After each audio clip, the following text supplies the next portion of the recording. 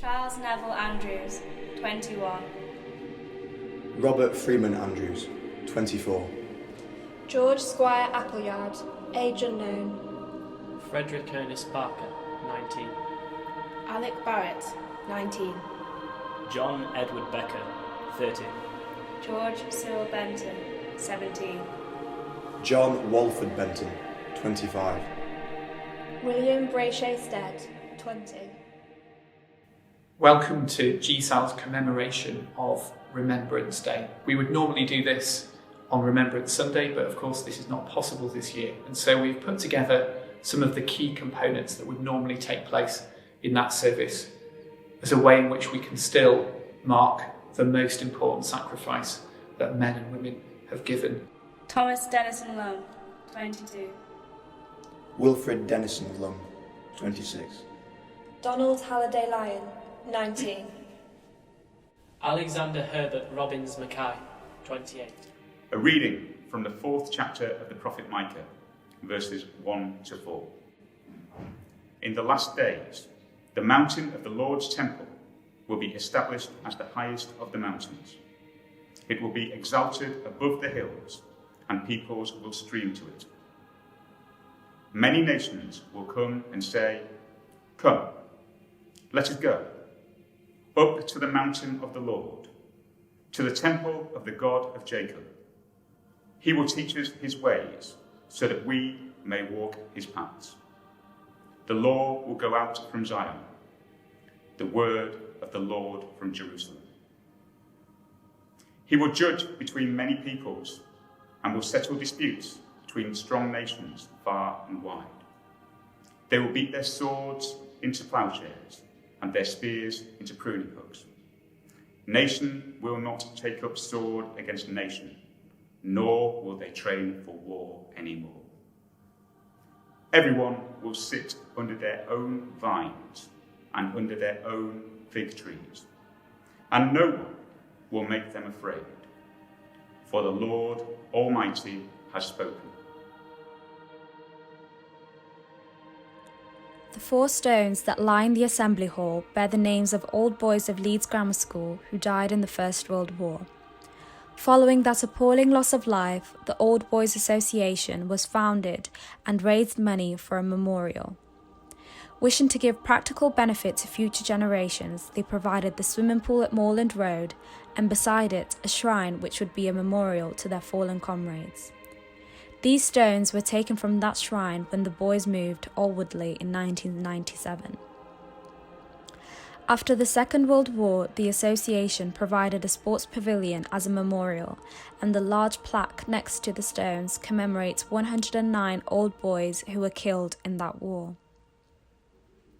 Here lies also the plaque that honours Kim McCunn, who was killed on active service in Northern Ireland in 1974. When Leeds Grammar School moved to Alwoodley, there was a great determination to sustain the memorial. The governors funded the new stonework under the porte cochere. The OLA funded the avenue of lime trees. Further research found that there were still more names which should have been included, and these amendments were incorporated in the new memorial, now flanked by the crests of Leeds Girls High School and GSAL. 2 from World War I, 2 from World War II, and Charles Kelsey lost in action in Egypt in 1951. The stained glass windows in the Chaplaincy Centre are from Moorland Road and are part of our memorial too. More recently, we traced the war service of old girl Mafalda Whitaker, an LGI-trained nurse killed in naval service during the Second World War as a member of Queen Alexandra's Imperial Military Nursing Service. She died when her ship was hit by 2 torpedoes from a Japanese submarine southwest of the Maldives. Her name appears on the War Memorial at St Chad's Church, Headingley, and alongside the LGS Roll of Honour in the display cabinet in reception and now under the porte cochere. Inevitably, the women's war effort was more characteristically on the home front, suffering the losses and sustaining the support. These were folks just like us, real, humorous, intelligent, plunged into a horrendous circumstance not of their making. A reading from the 15th chapter of St John's Gospel, starting at verse 9. Jesus is in the middle of talking to his disciples. "As the Father has loved me, so I have loved you. Now remain in my love. If you keep my commands, you will remain in my love, just as I have kept my Father's commands and remain in his love. I have told you this so that my joy may be in you and that your joy may be complete. My command is this: love each other as I have loved you. Greater love has no one than this, to lay down one's life for one's friends. You are my friends if you do what I command. I no longer call you servants, because a servant does not know his master's business. Instead, I have called you friends, for everything that I learned from my Father I have made known to you. You did not choose me, but I chose you and appointed you so that you might go and bear fruit, fruit that will last, and so that whatever you ask in my name, the Father will give you. This is my command: love each other. Abide with me, first falls the eventide. The darkness deepens, Lord, with me abide. When other helpers fail and comforts flee, help of the helpless, oh, abide with me. Swift to its closest, as life's little day, earth's joys grow dim, its glories pass away. Change and decay, in all around I see. O thou who changest not, abide with me. I need thy presence every passing hour. What does thy grace stand for the tempter's power? Who like thyself, my guide and stay can be?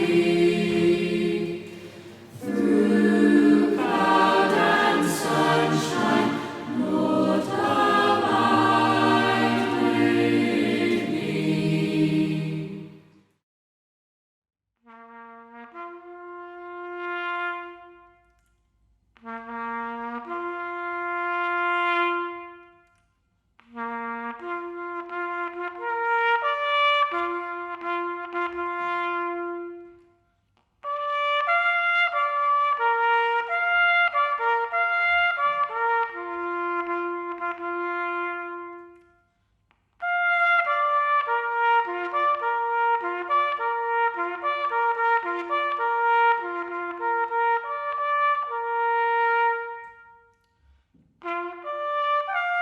They shall grow not old, as we that are left grow old. Age shall not weary them, nor the years condemn. At the going down of the sun, and in the morning, we will remember them.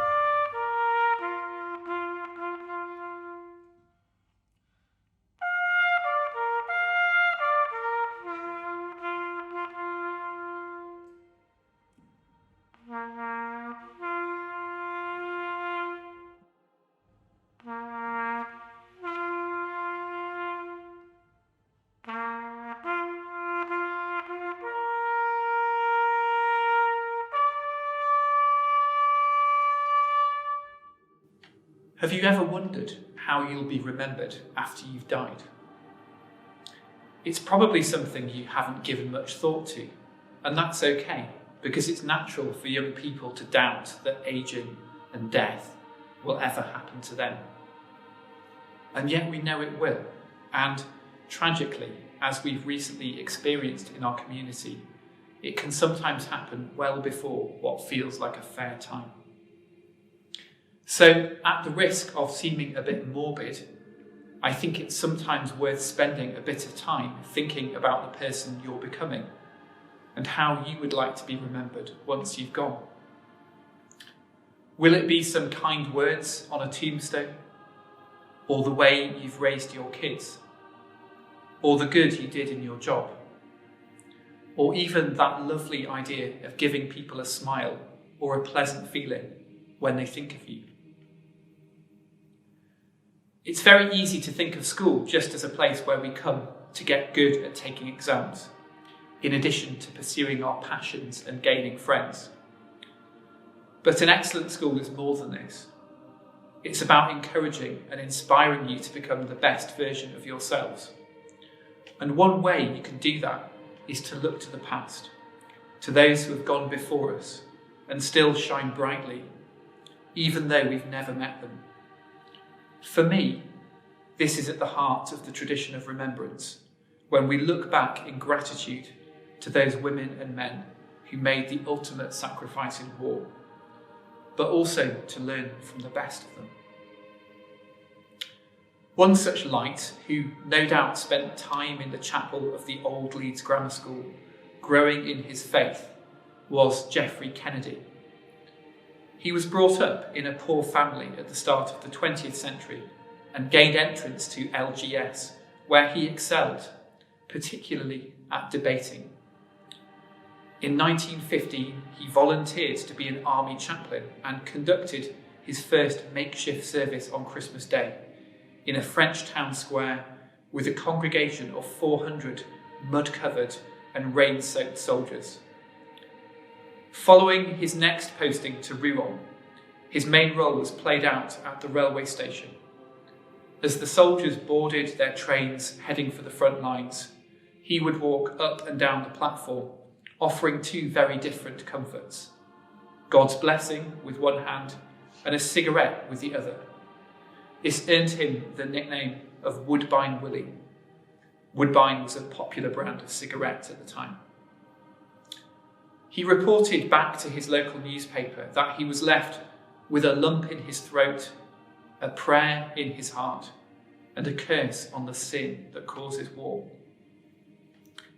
He firmly believed that it was the duty of an army chaplain to join the men in battle, whatever the dangers. In 1917, he was awarded the Military Cross, and I quote, "for conspicuous gallantry and devotion to duty. He showed the greatest courage and disregard for his own safety in attending the wounded under heavy fire. His cheerfulness and devotion had a splendid effect upon all ranks." This was during the infamous attack on the Messines Ridge. When we hear stories like these from such a long time ago, they are obviously impressive, but we may understandably struggle to connect with them. However, I wonder whether in this year, which is testing many of us in ways that we have never experienced before, the courageous example of characters such as Geoffrey Kennedy have an even greater resonance and relevance to us.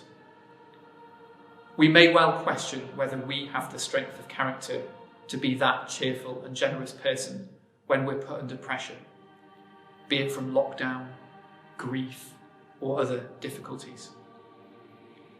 However, the fact that others, like us, and from this school, have faced even greater trials than our own and not only survived but grown through the experience should be a source of hope and inspiration to us all, without for one moment downplaying the grim reality of what they endured, or indeed we endure. It was the firm belief of Geoffrey Kennedy that finally God will wipe away every tear from our eyes, as it says at the end of the New Testament. It's my prayer for every one of you that the influence of your time at GSAL will help to make you want to be a person of peace and compassion who, in various ways, will heal the broken world that you walk in. At the going down of the sun and in the morning, we will remember them.